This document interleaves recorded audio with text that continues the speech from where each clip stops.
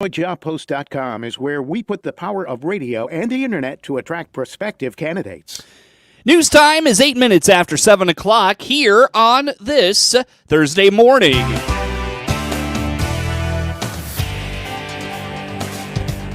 Top of the morning from the newsroom of Regional Radio and DeWittDailyNews.com. I'm Seth Lawrence with this expanded local newscast. Brought to you by Baum Chevrolet Buick in Clinton, your Silverado headquarters, and the morning show streams to Facebook and YouTube. It's brought to you by Peterson Insurance, your Pekin Insurance agent in Clinton. The executive director of a DeWitt County nonprofit aimed at boosting the local community is excited about the year ahead with a bold proclamation. Kurt Homan is the executive director of the DeWitt County Development Council and it indicates his excitement for the year ahead because of the work they've done in the last few years. There's 3 to 5 businesses that will open up in 2020 this year, 2024, and that's based on work that we did last year. So we basically prepped businesses ready to open up this year, and so those will be highlights. I can say they're definitely highlights for 2023 because if we hadn't done those things, the visible aspects of that wouldn't have shown up in 2024, but we really need to highlight their success a little bit later on this year. I'm extraordinarily excited about 2024, and the reason I'm so excited about 2024 is all of the things we did behind the scenes in 2023. 2024, I think, is going to be a fantastic year for the county in terms of economic development that DCDC had their hand. I really think this time next year we'll be able to high five about 10 different really good things that happened for the county, and I'm super excited about all of them. They're mostly just premature to talk about at this point. Homan calls 2024 a year that people will take notice. I've been in this role only 2 years as a part-time economic development person, and really 2024 is going to be the year that people will take notice. I can almost assure everybody that it's going to be an exciting year. The nationwide economic perspective is going to get a little bit better. The Fed's already discussing lower interest rates, which would be wonderful with the historic rise in interest rate, the quick rise in interest rate that was very harmful to a lot of businesses. And most people say, a lot of homeowners don't necessarily understand. They say, well, my mortgage payment didn't change because rates went up. Most business loans are variable rate loans, and they fluctuate differently. So if you had a 2 or 3% loan a couple of years ago, you may be looking at a 10% loan now, and on $2 or $3 million, that's a substantial change. So all of a sudden, there's trouble in paradise in many cases. So with rates coming down, that should ease some of that burden a little bit for many businesses, and that's a positive thing for sure. The city of Clinton and the city of Farmer City have some things happening that Homan indicates will be in development, and whether or not the DCDC had a hand in those things, any development is worthy of highlighting. A couple of good projects. The city of Clinton has worked on some more housing, and we did help kind of instigate that, and so we're proud of that and anxious to see that moving forward in the year or two ahead. City of Farmer City, of course, it announced a development along the interstate, which is exciting, as well. I would say from a business or economic perspective, both of those are substantial successes for the county for sure. We'll look at those as highlights, but even that, it's the small business owners that we helped get going, that we worked with, we helped keep open. We'll have more with Homan in the weeks ahead as a record year of grant funding for the community is already underway. Follow the DeWitt County Development Council on Facebook to keep up with the latest for an anticipated busy year ahead. The winter meeting season is in full swing for those in the world of agriculture, and the University of Illinois Extension is hoping you'll keep several programs in the coming year on the radar. Terry Miller-Casey is the Extension Director at the Extension office in Logan, Menard, and Sangamon counties, and is highlighting a program in a week on the spotted lanternfly. Yeah, spotted lanternfly has been spotted.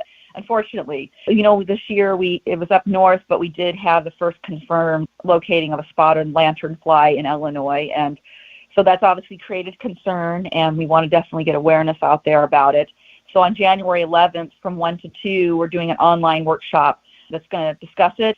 It's just one of those little unwanted invasive pests that we've unfortunately been having to deal with more and more frequently. So we want folks to know how to identify it, what they need to do if they see it, how they report it, and as well as how to manage it and to prevent its further spread. So we're going to have some experts talking on that. We're also going to have someone from the Morton Arboretum.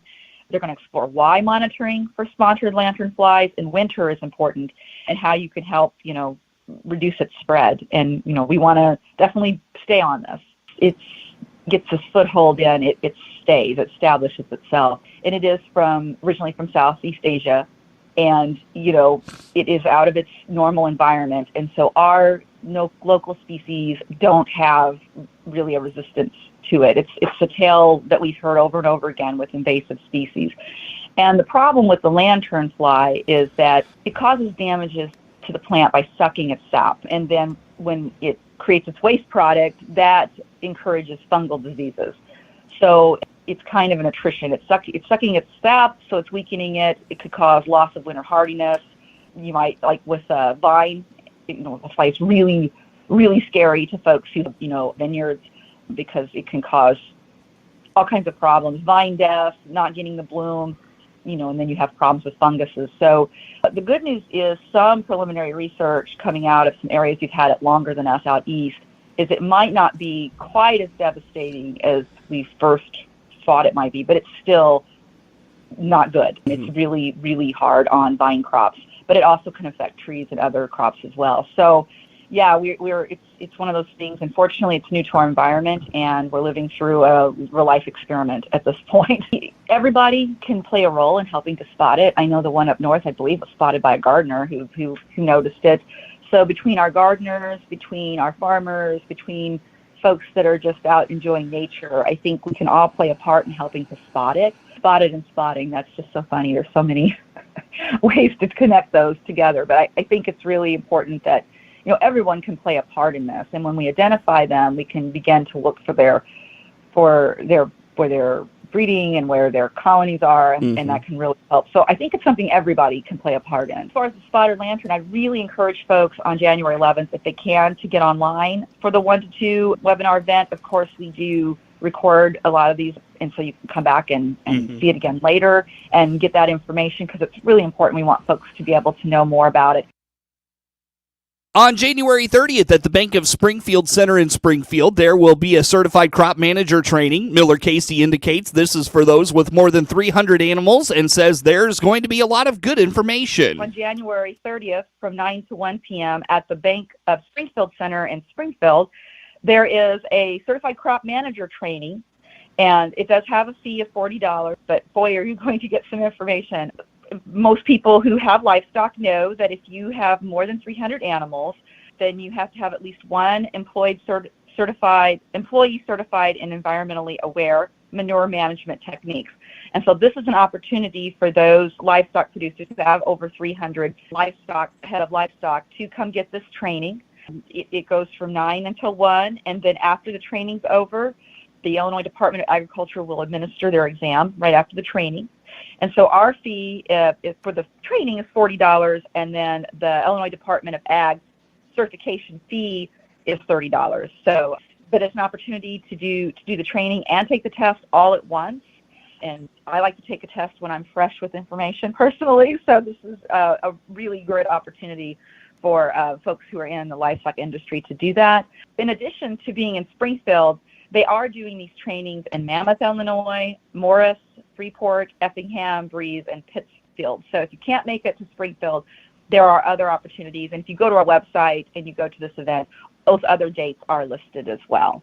300 seems like a lot, but today's standards, it's really not. So yeah, we have quite a few folks that this definitely applies to.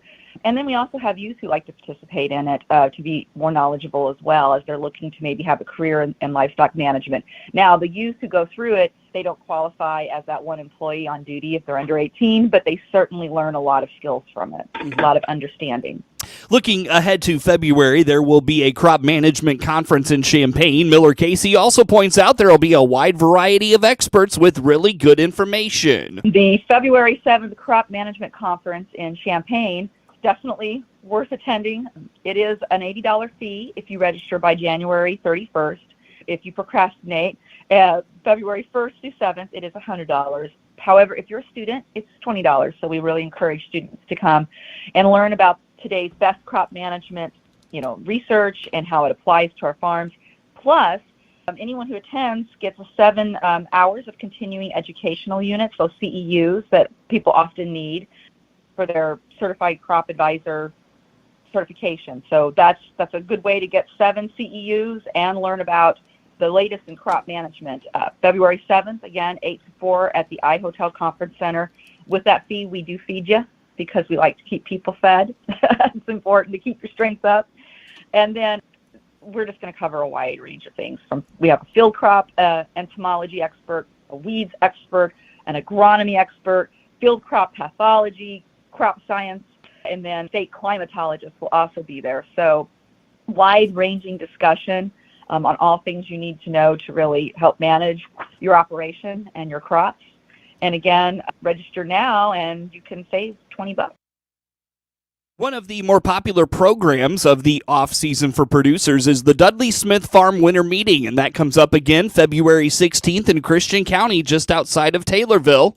And then we have the Dudley Smith Farm Winter Meeting, and that's actually over in Christian County. It's in the Taylorville office, but it is the annual winter meetup that covers the Dudley Smith Farm, which is a research farm operated by the University of Illinois over there by Taylorville. And every year this is a really great opportunity for folks to learn more about herd management and strengthening their cattle operations. It talks about all kinds of subjects that impact managing beef cattle operations all year long. And it's a good chance to come together and just learn from other folks who are in the industry and to have some great conversations with some of our specialists from campus. We're going to have our extension livestock economic specialist speaking, and we're going to have a beef producer from Shelby County talk about their successful grazing techniques that they've used. And then we're going to talk about cover crops, planting dates, how timing is so important for cover crops. And then they're going to go over the latest Dudley Smith research that's come from their cover crop and drainage management research project they've had going on for a number of years. And then, of course, we're going to feed you because, again, you got to keep up your strength. Sure, it's February 16th, 9:30 to 1 p.m. in Taylorville. On February 8th, there's a webinar about strategy to reduce nutrient pollution and protect waterways at 1 o'clock. Then on March 14th, there will be a webinar on eliminating light pollution. Miller Casey reminds if you cannot make some of these webinars or attend them in person, many are archived at the Extension website, extension.illinois.edu. News time is 20 minutes after 7 o'clock on this Thursday. Plenty more to get to coming your way on the WHOW Morning Show. We are celebrating winter here at Baum Chevrolet Buick. This is Scott Baum in Clinton and Farmer City. Start the new year off with a new Chevy Silverado. We have the right Silverado to get your hauling and towing jobs done, like our 1500s, 2500s, and 3500s in gas or diesel with several trim levels, custom, LT, LTZ, or even high country. Celebrate winter today. BaumChevyBuick.com. Right from the start. News time 21 minutes after 7 o'clock on this Thursday. Again, I'm Seth Lawrence with you folks today for this expanded local newscast. The subject of sustainable aviation fuel is getting attention at this month's American Farm Bureau Federation Annual Convention. Kevin Semlo serves as the Illinois Farm Bureau Executive Director of Governmental Affairs and Commodities. The sustainable aviation fuel has great future for using the demand or increasing the demand of corn and the use. But it's how you do that and make sure that it can meet that, and how the airline industry wants that fuel quickly and how it has to be developed quickly. To get to the gallons they're looking at, you're looking at a huge expansion, not only in the production of it and the refining of that product, but actually the growing and demanding of corn for that. Of course, with that comes with how do you balance it with to meet the greenhouse gas emissions of the CO2 and all those things. So it's a pretty complex and very contentious issue with some areas. Some people don't like carbon pipelines. Some do. So that debate was had there too, and we'll again. They'll flesh this out in January at the delegate floor in the AFBF. The American Farm Bureau annual meeting is January 19th through 24th in Salt Lake City. A USDA meteorologist is providing his list of the top weather stories for the U.S. in 2023, and Rod Bain has this report. What were the weather highlights in 2023? USDA meteorologist Brad Rippey has his list going somewhat chronologically, starting with December 2022 and going well into March of the following year. A weather phenomenon called atmospheric rivers that created flooding in parts of the Golden State. That flooding included significant agricultural impacts, such as the return of Tulare Lake in the southern San Joaquin Valley, flooding over 100,000 acres of fertile agricultural land. A February cold front in New England led to record temperatures and wind chills in places. And included the coldest weather in Boston since January of 1957 and wind chills at Mount Washington below minus 100 degrees Fahrenheit. Multiple severe weather outbreaks around the nation through 2023 led to, by Christmas, 82 tornado-related fatalities in the United States. We have seen multiple deadly tornado outbreaks this year, the most recent occurring on December 9th. Drought remained a top weather story despite periods of relief. That caused significant agricultural impacts in the United States on a variety of crops, as well as cattle, hay production. Extensive northeast flooding took place for much of late summer, with a second period in December. The wetness that has been present since July, we really never shook that wetness in northern New England, definitely contributing to some of the renewed flooding that we've seen with this December storminess. The Lahaina fire in Hawaii this past August resulted in the deadliest U.S. single wildfire in more than a century since some of the Great North Woods fires back in the early 20th century. Looking at tropical systems, Hillary was an eastern Pacific hurricane, making a rare presence in the western U.S. as a tropical storm. It actually moved into Southern California on August 18th. That system resulted in the first ever tropical storm warning for Southern California. We did see some flash flooding and high winds. While the most significant hurricane for 2023 was Hurricane Idalia. It hit south of Perry, Florida on August 30th, and early reports indicating that there were nearly $4 billion worth of damage, as well as 5 fatalities. Atlantic tropical storm Ophelia was notable in that, long after it had dissipated, some of that moisture worked its way back inland, and by September 29th, we saw extensive flooding in the New York City area. Finally, extreme heat in the deep south through the latter half of 2023. We did see record-setting heat stretching across the southern border, especially from Arizona to Florida. Some of the worst conditions were in the western and central Gulf Coast states, with some devastating impacts on pastures and also some significant impacts on crops. I'm Rod Bain reporting for the U.S. Department of Agriculture in Washington, D.C. Did you go into debt buying those holiday gifts? Are the bills flooding in, or are you broke? What can you do? Gary Crawford has answers in this report. Wow. It was only a month or so ago that holiday gift shopping. The cashier feels no pity as she totals the amount, depleting this year's savings from what was my bank account. Ouch. Merry Christmas.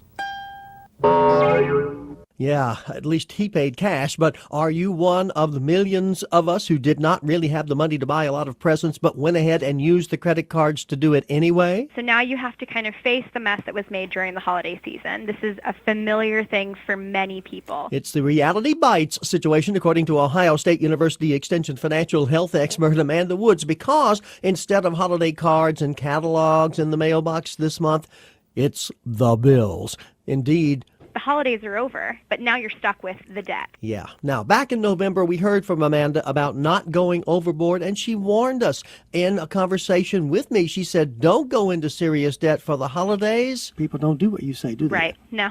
No, never. But she says it's no laughing matter when these debts begin to jeopardize your ability to stay in your home or keep it warm or keep the lights on or buy food. So she says it's time to get real. take a look at the money you've got and the bills you've got and pay the essential bills first. If there's something left over, try to get at paying those credit cards down if at all possible, because the interest on those cards will eat you up.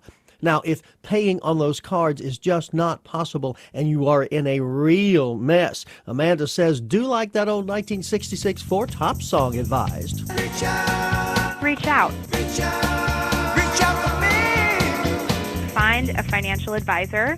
Many places offer these services, so look locally and see if you can find some kind of support that can help you reorganize your finances, that can help you understand the financial situation that you're looking at, and they can help you create a plan to help you get out of it on the other side. So don't wait until it's hopeless. Don't wait until you feel like you can't get out from under it. Deal with it now.